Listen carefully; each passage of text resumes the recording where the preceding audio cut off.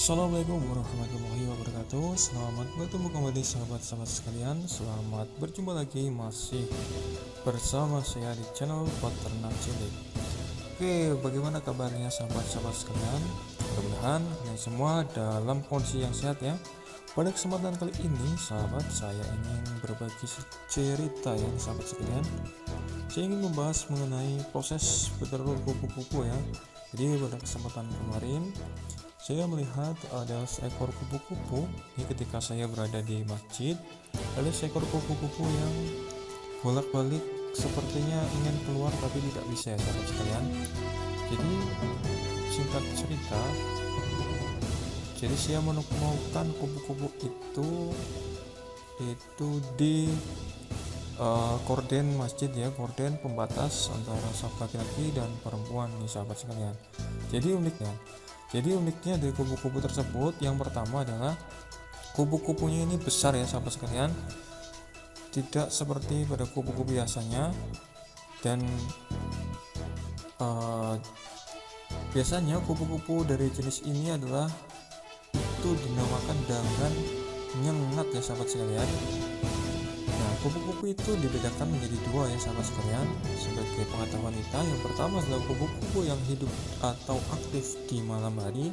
Kemudian yang kedua adalah kupu-kupu yang aktif di malam hari. Dan sedangkan yang saya temukan ini ya sahabat sekalian adalah kupu-kupu yang aktif di malam hari atau biasa disebut dengan ngengat ya, bahasa ilmiahnya itu hangat, yaitu kupu-kupu yang beristirahat atau hinggapnya dengan menegakkan sayapnya. Atau untuk yang hangat ini adalah itu tidak tegap. Jadi untuk yang hangat biasanya yang hidupnya itu atau aktifnya di malam hari, biasanya sayapnya itu ketika tidurnya itu biasa saja ya, melebar ya sahabat sekalian, tidak lurus ke atas. Dan untuk yang lurus ke atas biasanya adalah jenis kupu-kupu yang hidupnya itu atau aktifnya itu mencari makan di siang hari. Nah, biasanya kupu-kupu jenis ngengat ini ya sahabat sekalian, yang jenisnya malam, yang tidurnya membentangkan sayapnya, itu biasanya memiliki warna yang cenderung gelap dan kusam atau kelabu. Dan yang saya temukan ini ya sahabat sekalian, ini warnanya coklat. Nah, ini kupu-kupunya warnanya coklat. Dan uniknya dari kupu-kupu ini adalah kupu-kupunya besar sekali ya sahabat sekalian, cukup besar ukurannya. Dan di Pulau Jawa sendiri ya sahabat sekalian, ngengat ini jenisnya ada banyak sekali ya. Beberapa tahun yang lalu ini sering sekali muncul jenis kupu-kupu yang tipe-tipe nokturnal atau malam seperti ini ya sahabat sekalian, atau yang dinamakan ngengat ini ukurannya besar-besar sekali sahabat sekalian, dan mulai bermunculan beberapa tahun yang lalu sahabat sekalian. Di tempat saya saja sudah sering sekali sekarang muncul kupu-kupu yang besarnya seperti ini ya sahabat sekalian. Dan ini konon tercatat di tahun.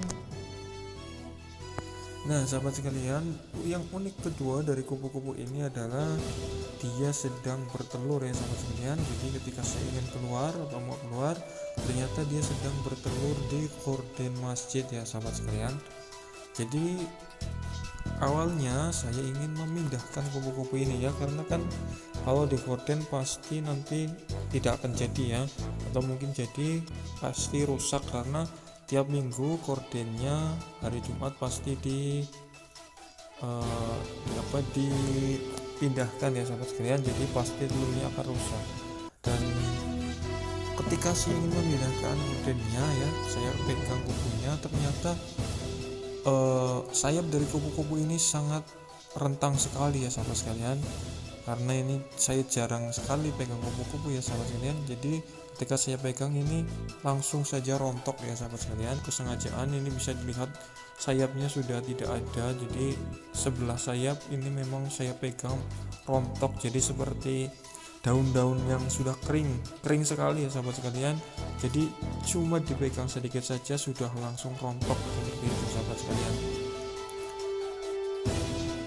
Nah, ini adalah proses bertelur dari kupu-kupu tersebut ini sahabat sekalian, bisa disaksikan. Ternyata telurnya cukup besar, kemudian seperti telur-telur keong ya sahabat, ini menempel-nempel seperti itu. Mungkin untuk sahabat-sahabat yang paham dengan telur keong, ini seperti ini, mirip-mirip. Kemudian ternyata untuk bertelurnya terlihat susah sekali sahabat sekalian. Saya kasihan lihatnya, ini kelihatannya ini seperti gemetaran seperti itu sahabat sekalian.